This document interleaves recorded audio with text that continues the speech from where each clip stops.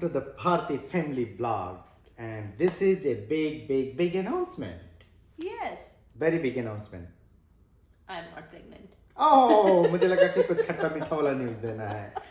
So हम लोग start कर रहे हैं लाइब्रेरी, ए रूरल लाइब्रेरी हमारे विलेज में.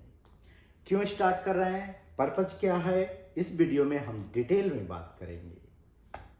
बट अगर आप हमें जानते नहीं हैं, हमारे चैनल पे पहली बार आए हैं, तो लेट अस इंट्रोड्यूस फर्स्ट. मैं हूँ डॉक्टर कंचन सोनकर.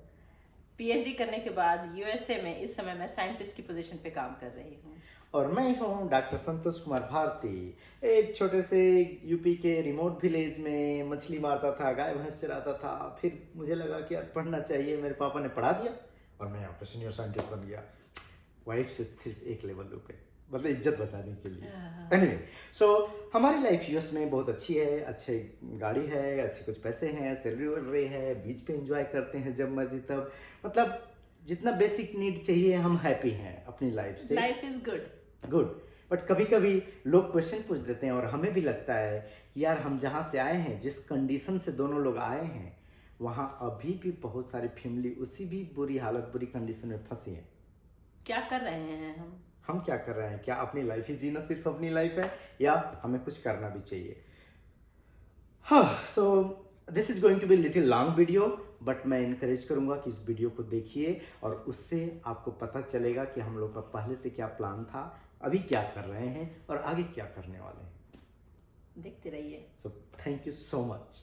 और जितने लोगों ने हम लोगों को इस काज में सपोर्ट करते हैं, इनकरेज करते हैं personally, thank you so much all of you. So little background about Kanchan Sonkar का बैकग्राउंड क्या है. अगर इनके बारे में डिटेल वीडियोस जानना देखना चाहते हैं तो हमारे नए चैनल पे इनकी कंप्लीट स्टोरी है, देख सकते हैं. बट थोड़ा सा ब्रीफ बैकग्राउंड दे दो कि आपकी फैमिली क्या थी, क्या है. इलाहाबाद की रहने वाली हूँ और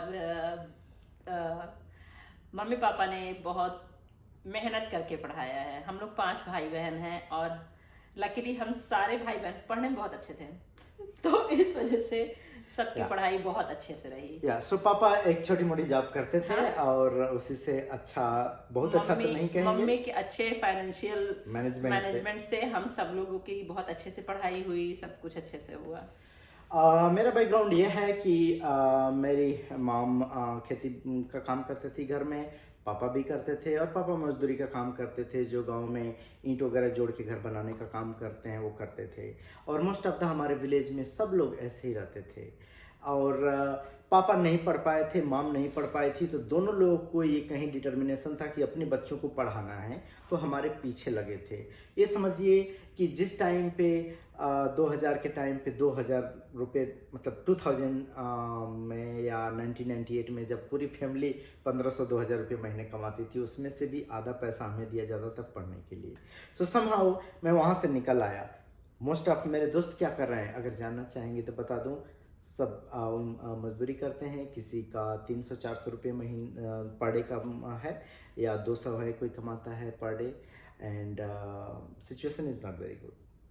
सो हम लोग का ये शुरू से एक ड्रीम प्रोजेक्ट था कि हम कुछ ऐसा करें जिससे लोगों को हेल्प हो. तो हमने अपनी फैमिली में कंडीशन काफ़ी सुधार दी, जैसे अपने भाई बहनों को पढ़ाना, या बिजनेस स्टार्ट करें तो उनको सपोर्ट देना, आइडिया देना, या सोशल मीडिया के थ्रू सपोर्ट देना कि कैसे बिजनेस कर सकते हैं. So luckily by blessing everyone support, सारे भाई बहन हम लोग अच्छी कंडीशन पे हैं. कंचन के भी भाई बहन काफ़ी ठीक ठाक पढ़े लिखे थे, तो ऑलमोस्ट जॉब में है, ठीक ठाक में. बट सबकी हालत वैसे ठीक नहीं थी. हमने लाइब्रेरी का प्लान क्यों स्टार्ट किया? फर्स्ट ऑफ ऑल इंस्पिरेशन के बारे में थोड़ा सा बात करते हैं. कंचन को लाइब्रेरी का इंस्पिरेशन कहाँ से कैसे आया? यहाँ आने के पहले हम लाइब्रेरी कहीं नहीं जाते थे, पता नहीं क्यों, बट लाइब्रेरी का नहीं होता. पर यहाँ पे आने के बाद में हमने कई जगह की लाइब्रेरी देखी और इतनी अच्छी लगी हमें. पब्लिक लाइब्रेरी, यूनिवर्सिटी की नहीं, हाँ, पब्लिक लाइब्रेरी की. मतलब आप जाइए वहाँ से बुक्स फ्री में लेके आइए, पढ़िए, अपने बच्चों के लिए लेके आइए. मतलब बच्चों की बुक्स बहुत महंगी मिलती है, हम वही सारे बुक्स फ्री में लेके आते हैं समर समीर के लिए, उनको पढ़ाते हैं और फिर वापस लेके जाते हैं. और सिर्फ बुक्स ही नहीं, वहाँ पे कंप्यूटर अवेलेबल है. मतलब अगर आपको जॉब के लिए इंटरव्यू देना तो आपको वो रूम भी दे देंगे कि हाँ भाई आप यहाँ पे बैठ के इंटरव्यू भी दे दो. मतलब इतनी अच्छी facility, everything free of cost. उस जस्ट केवल आपको मेंबरशिप लेनी है। तो उसको देख के हमें लगा कि यार हम इस तरह का रिसोर्स हमारे यहाँ भी होना चाहिए, जिसमें कोई भी किसी भी टाइम जाके यूज कर सके। हमारा जो मेन इंस्पिरेशन लाइब्रेरी का यहाँ से नहीं पहले से था, बट यहाँ से देखने के बाद और स्ट्रांग हो गया। मुझे हमेशा लगता है कि एजुकेशन ऐसी चीज़ है जो आदमी की लाइफ चेंज कर सकती है। कोई भी पर्सन अपनी पॉवर्टी से बाहर आना चाहता है, अपनी बुरी कंडीशन से बाहर आना चाहता है, अपने आप को इम्प्रूव करना चाहता है, मनी जनरेट करना चाहता है, या अच्छी लाइफ स्टाइल जीना चाहता है, सोच अच्छी पैदा करना चाहता है, या किसी लोगों के अंदर कोई मूवमेंट या कोई सोच क्रिएट करना चाहता है, हर एक चीज़ आप एजुकेशन के थ्रू कर सकते हैं। तो मुझे लगा कि मैं जितना भी लोगों को पैसा दे के हेल्प कर रहा हूँ वो ज़्यादा इफेक्टिव नहीं दिख रहा है। पैसे का हेल्प हुआ, पैसा खत्म, इफेक्ट खत्म। तो उनको ट्रेन करो ऐसी चीज़ करने में ताकि वो सस्टेनेबल रहे, लंबे टाइम तक उससे कमा सके।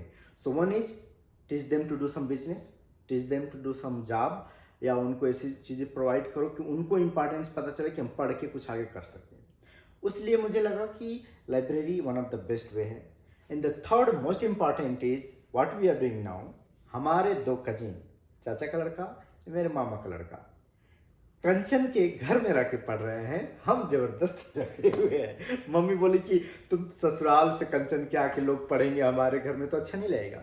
बट इलाहाबाद में एक छोटा सा इन लोग का पुश्तैनी घर है जो खाली रहता है, तो उसमें दोनों पढ़ रहे हैं। अगर इलाहाबाद में कोई रूम लेके पढ़ता है तो 8,000 से 10,000 उस रूम का रेंट रहेगा, एक रूम का सिर्फ। ठीक है, वन बेडरूम प्रॉपर नहीं, सिंपल एक रूम का।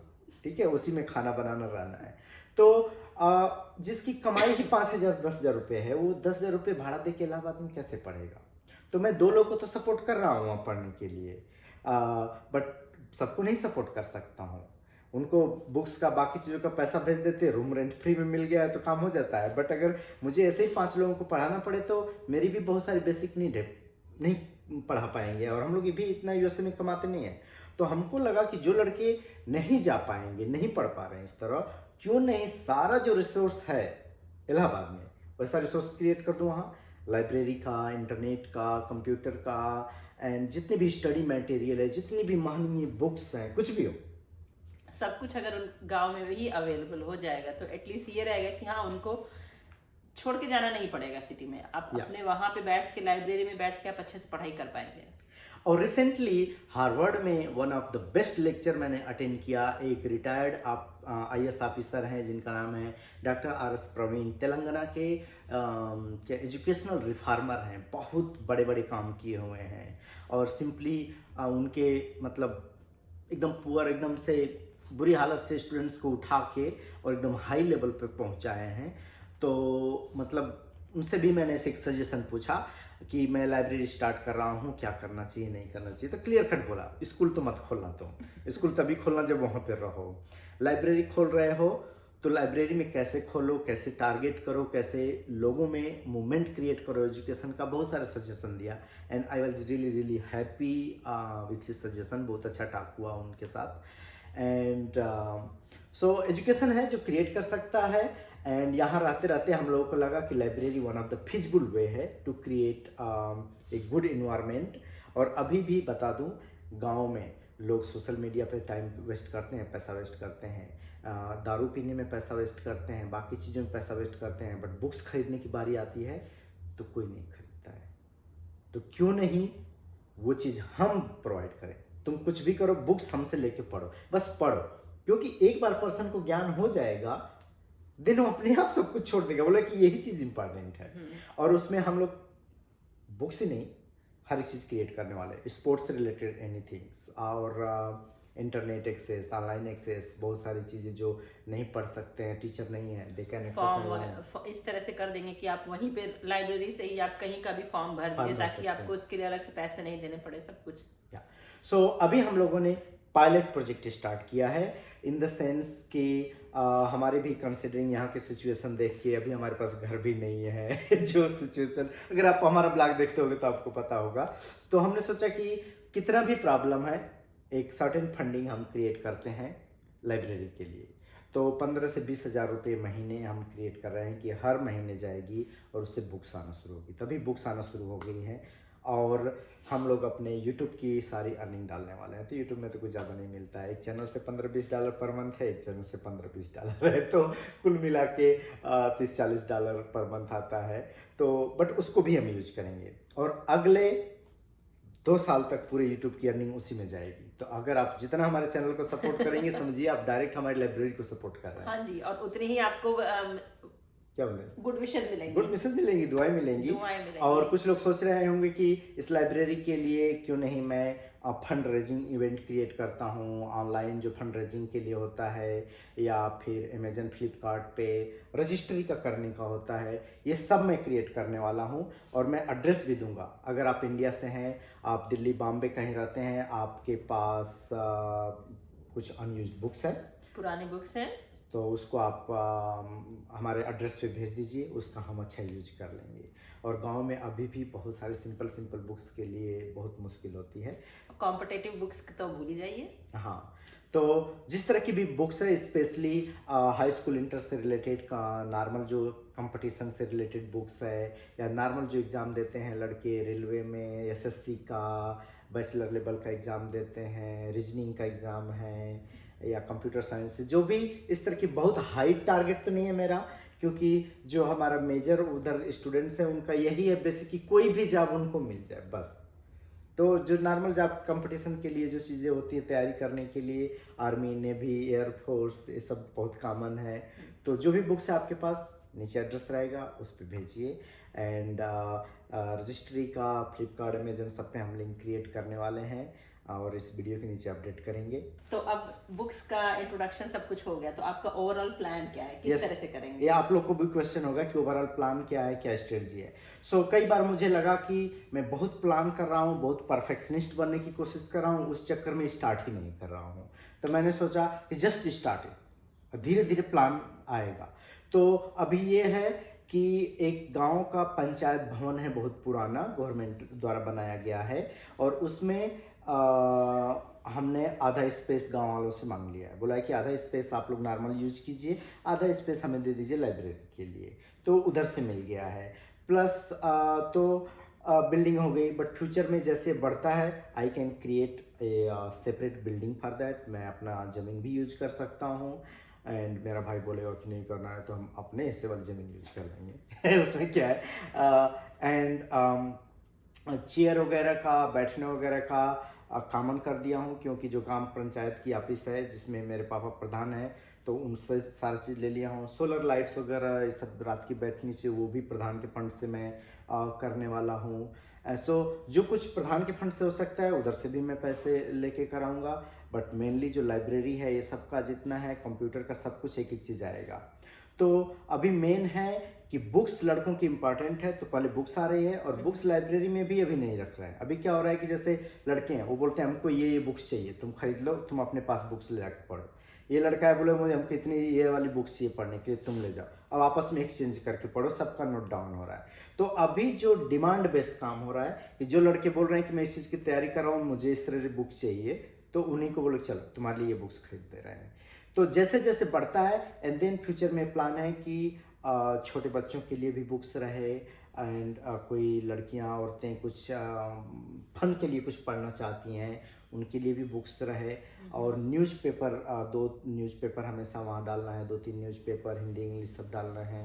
एंड जैसे जैसे बढ़ता है, अभी कंप्यूटर नहीं रखे हैं, कंप्यूटर अगले 3-4 महीने बाद फिर computer, then CD and other media वाली चीज़ें हैं वो भी इंक्लूड होगी। ये मेरा लॉन्ग टर्म प्लान है। बहुत परफेक्शनिस्ट होने के चक्कर में स्टार्ट नहीं हो पा रहा था, तो हम सोचे कि नहीं, अब उसको वेट नहीं करना है, डिले हो रहा है। आपने बोला था कि उसमें स्पोर्ट्स का भी वो करेंगे, तो उसका कैसे क्या करने का प्लान है? स्पोर्ट्स का पहली चीज़ तो ये है कि हमारी तरफ जो ज़मीन भी बहुत ज़्यादा नहीं बची है, तो जो भी ज़मीन है तो वहाँ पे क्या खेल सकते हैं लड़के, थोड़ा वहाँ की खेल सकते हैं, या कहीं दूर क्रिकेट खेल सकते हैं, वॉलीबॉल वगैरह ये सब काफ़ी खेलते हैं लड़के। स्पोर्ट इसलिए पे इंक्लूड करना चाहता हूँ क्योंकि हम लोग के टाइम पे ऐसा लगता था कि बस खेल रहे हो, पढ़ाई नहीं कर रहे हो। अभी सिचुएशन ये हो गई है कि भाई 2 घंटा खेलना इम्पॉर्टेंट है, नहीं तो जब देखो तो मोबाइल में लोग घुसे रहते हैं। तो स्पोर्ट्स बहुत इंपॉर्टेंट एक्टिविटी है, लर्निंग के पर्पज़ से, पर्सनालिटी के पर्पज़ से, आप कुछ भी काम कर रहे हैं अगर आप 1-2 घंटा प्ले कर रहे हो ना तो आपकी पर्सनालिटी टोटली डिफरेंट रहती है। You learn a lot of skill from sports. तो स्पोर्ट्स अभी लाइब्रेरी का पार्ट रहेगा। अगर कोई लड़के कुछ भी खेलना चाहते हैं तो लाइब्रेरी से लेंगे तो सारा फंड लाइब्रेरी से जाएगा। मैं प्रमोट करूंगा कि लड़के चेस खेलना सीखें। जो ताश पत्ता खेलते हैं ना वो खेलने की बजाय चेस खेलना सीखें या और चीज़ें सीखें। क्यों मतलब फालतू के गेम में मतलब जाते हैं। और ताश खेलना है और कोई गेम थोड़ा है, बट अच्छी चीज़ें प्रमोट करने का है उसमें। तो ये था हम लोग का बिग अनाउंसमेंट और हम लोग इसके लिए बहुत बहुत ज़्यादा एक्साइटेड हैं। एंड आपसे भी एक्साइटमेंट की ज़रूरत है, आपके सजेशन की, आपके कमेंट की, सुझाव की, जिस तरह भी आप सपोर्ट कर सकते हैं। हाँ जी। हर तरह से। So thank you very much for watching and see you in the next vlog. This was the announcement and then we will start the next vlog. ताकि समर समय भी कभी बोलें हाँ पापा डू समथिंग, तो उनको भी लगेगा कि अच्छा पापा ऐसा करते हैं, तो उनके दिमाग में भी थोड़ा सा फीड होगा कि हाँ ये सारी चीज़ें सोसाइटी के लिए करनी चाहिए, कंट्री के लिए करनी चाहिए। जो हमें करते देखेंगे वही वो आगे करने का सोचेंगे, क्योंकि हमने काफ़ी कुछ अपने पापा से सीखा हुआ है, अपनी मम्मी से सीखा हुआ है।